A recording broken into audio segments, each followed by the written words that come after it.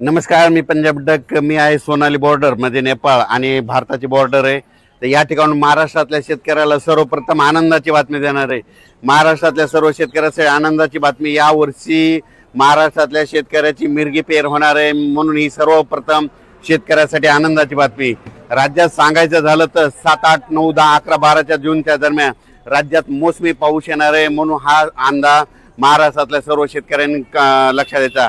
आजच्यानं complete आज आहे 28 मे 2026. आजपासून कंप्लीट 9 दिवस शिल्लक राहिले शेतीचे कामे करण्यासाठी. शेतकऱ्याला विनंती की तुम्ही काय करा, या 9 दिवसामध्ये शेतीचे कामे करून घ्या, कारण की राज्यामध्ये 7, 8, 9, 10, 11, 12 दरम्यान मोसमी पाऊस बरसणार आहे, म्हणून हा अंदाज लक्षात घ्यायचा. आणि सर्वप्रथम सांगू इच्छितो की राज्यामध्ये सांगायचं झालं तर की हे जे मोसमी पाऊस आहे, तर खरं तर पहिलं तर काय होणार आहे, 31 मे पासूनच 31 मे 1, 2, 3, 4, 5 जूनच्या दरम्यान मध्ये पूर्व विदर्भ, काही भागात पश्चिम विदर्भ, दक्षिण महाराष्ट्र, उत्तर महाराष्ट्र, कोकणपट्टी, खानदेश, मराठवाडा सगळीकडे काय होणार आहे, काही भागामध्ये 1 जूनला येईल, काही भागात 2 ला, काही 3 ला, काही 4, 5, 6, 6 जून पर्यंत दररोज वेगवेगळ्या भागात चांगला जोराचा पाऊस पडणार आहे, म्हणून हा अंदाज महाराष्ट्रातल्या शेतकऱ्यांना लक्षात यायचा. पण हे 6 जून पर्यंत पाऊस पडल्याच्या नंतर त्याच्या पाठोपाठ लगेच मोसमी पाऊस येणार आहे आणि 31 आणि 1 तारखेला केरळमध्ये मान्सून दाखल होणार आहे आणि केरळमधून कंप्लीट 5 ते 6 दिवसामध्ये ते महाराष्ट्रात येणार आहे. म्हणून ही सर्वप्रथम महाराष्ट्रातल्या शेतकऱ्यासाठी आनंदाची बातमी. माझी सगळ्या शेतकऱ्याला विनंती, आजच्यानं कंप्लीट 9 दिवस शिल्लक राहिलेले आहेत. तुमचे कामं करण्यासाठी 9 दिवस आहे. तुम्ही शेतीचे मशागतीचे कामं करून घ्या, कारण की राज्यामध्ये पावसासाठी खूप पोषक वातावरण आहे. इतकं वातावरण असं कधीच पोषक नसतं, पण काय झालं, यावर्षी उन्हाची तीव्रता जास्त असल्यामुळे यावर्षी खूप पोषक वातावरण तयार झालं. आणि यावर्षी सगळ्यात महत्त्वाचं यावर्षी लवकर पेरणीचा योग आहे, मिरगी पेर होणार आहे.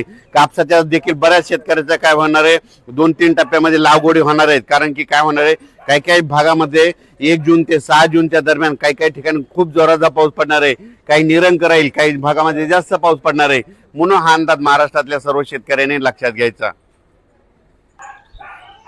तेलंगणा, कर्नाटक आणि मध्य प्रदेशच्या शेतकऱ्याला सांगू इच्छितो की तुमच्या इकडे देखील काय होणार आहे की यावर्षी लवकरच पाऊस येणार आहे. खरं तर तेलंगणा आणि कर्नाटकमध्ये यावर्षी लवकर पाऊस येणार आहे, म्हणून हा अंदाज तेलंगणातल्या सर्व शेतकऱ्यांनी लक्षात घ्यायचा.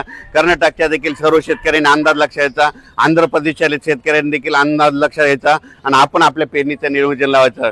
सांगायचं झालं तर यावर्षी सगळ्यात महत्त्वाचं म्हणजे एवढं पोषक वातावरण कधीच नसतं, पण यावर्षी सगळ्यात चांगलं वातावरण आहे.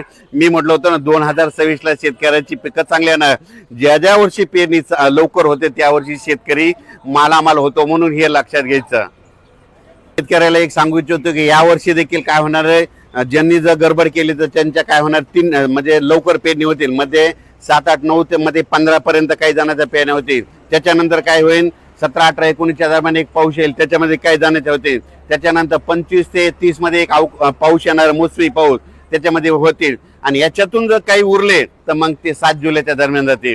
पण यावर्षी मात्र पेरणीचा खूप चांगला योग आहे, म्हणून अंदाज लक्षात. उत्तर महाराष्ट्रात देखील काय होणार आहे, 1, 2, 3च्या दरम्यान चांगला पूर्व मोसमी, खरं तर ते मोसमी पाऊसच असतो, म्हणून हे अंदाज लक्षात यायचा. म्हणून हे लक्षात यायचं, चांगला पाऊस पडणार आहे.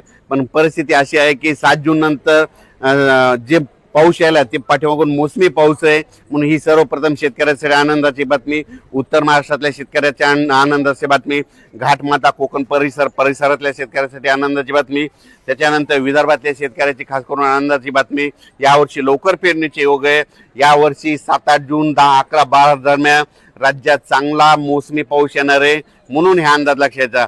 पण हे मोसमी पाऊस येण्याच्या अगोदरच 31, 1, 2, 3, 4, 5, 6 जून पर्यंत दररोज महाराष्ट्रातल्या वेगवेगळ्या भागामध्ये विदर्भ, पूर्व विदर्भ, पश्चिम विदर्भ, दक्षिण महाराष्ट्र, उत्तर महाराष्ट्र, कोकणपट्टी, खानदेश दररोज वेगवेगळ्या भागात विखुरलेल्या स्वरूपाचा पाऊस पडणार आहे, म्हणून हा अंदाज सर्व शेतकऱ्यांनी लक्षात घ्यायचा. अचानक वातावरण बदल झाला तर लगेच एक मेसेज दिला जाईल. आणि हे जे अंदाज दिला आहे हे मी दिला आहे आपले सोनाली बॉर्डर, म्हणजे इकडे आता हे जे नेपाळ आहे याच्या 1 किलोमीटरच्या बाजूला आपला भारत लागतो आणि या ठिकाणी अंदाज दिलेला आहे. आणि यानंतर परत एक अंदाज दिला जाईल. धन्यवाद.